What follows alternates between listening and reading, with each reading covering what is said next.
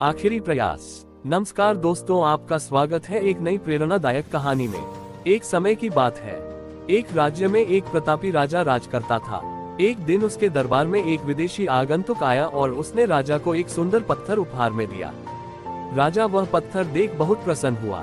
उसने उस पत्थर से भगवान विष्णु की प्रतिमा का निर्माण कर उसे राज्य के मंदिर में स्थापित करने का निर्णय लिया और प्रतिमा निर्माण का कार्य राज्य के महामंत्री को सौंप दिया। महामंत्री गांव के सर्वश्रेष्ठ मूर्तिकार के पास गया और उसे वह पत्थर देते हुए बोला, महाराज, मंदिर में भगवान विष्णु की प्रतिमा स्थापित करना चाहते हैं। 7 दिवस के भीतर इस पत्थर से भगवान विष्णु की प्रतिमा तैयार कर राजमहल पहुंचा देना। इसके लिए तुम्हें 50 स्वर्ण मुद्राएं दी जाएंगी। 50 स्वर्ण मुद्राओं की बात सुनकर मूर्तिकार खुश हो गया और महामंत्री के जाने के उपरांत प्रतिमा का निर्माण कार्य प्रारंभ करने के उद्देश्य से अपने औजार निकाल लिए। अपने औजारों में से उसने एक हथौड़ा लिया और पत्थर तोड़ने के लिए उस पर हथौड़े से वार करने लगा, किंतु पत्थर जस का तस रहा। मूर्तिकार ने हथौड़े के कई वार पत्थर पर किए, किंतु पत्थर नहीं टूटा। 50 बार प्रयास करने के उपरांत मूर्तिकार ने अंतिम बार प्रयास करने के उद्देश्य से हथौड़ा उठाया, किंतु ये सोचकर हथौड़े पर प्रहार करने के पूर्व ही उसने हाथ खींच लिया कि जब 50 बार वार करने से पत्थर नहीं टूटा तो अब क्या टूटेगा।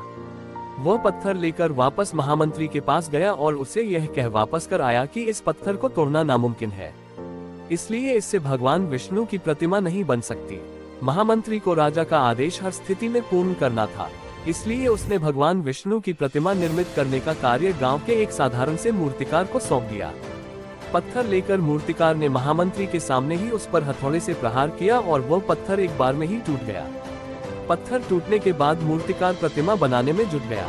इधर महामंत्री सोचने लगा कि काश पहले मूर्तिकार ने एक अंतिम प्रयास और किया होता तो सफल हो गया होता और 50 स्वर्ण मुद्राओं का हकदार बनता। मित्रों, हम भी अपने जीवन में ऐसी परिस्थितियों से दो चार होते रहते हैं।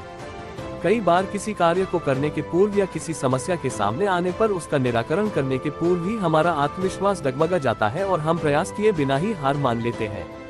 कई बार हम 1-2 प्रयास में असफलता मिलने पर आगे प्रयास करना छोड़ देते हैं, जबकि हो सकता है कि कुछ प्रयास और करने पर कार्य पूर्ण हो जाता या समस्या का समाधान हो जाता। यदि जीवन में सफलता प्राप्त करनी है तो बार बार असफल होने पर भी तब तक प्रयास करना नहीं छोड़ना चाहिए जब तक सफलता नहीं मिल जाती। क्या पता जिस प्रयास को करने के पूर्व हम हाथ खींच ले वही हमारा अंतिम प्रयास हो और उसमें हमें कामयाबी प्राप्त हो जाए। कहानी पसंद आई हो तो लाइक करें और चैनल सब्सक्राइब करना ना भूलें। अपने विचार कमेंट बॉक्स में जरूर छोड़ें। धन्यवाद।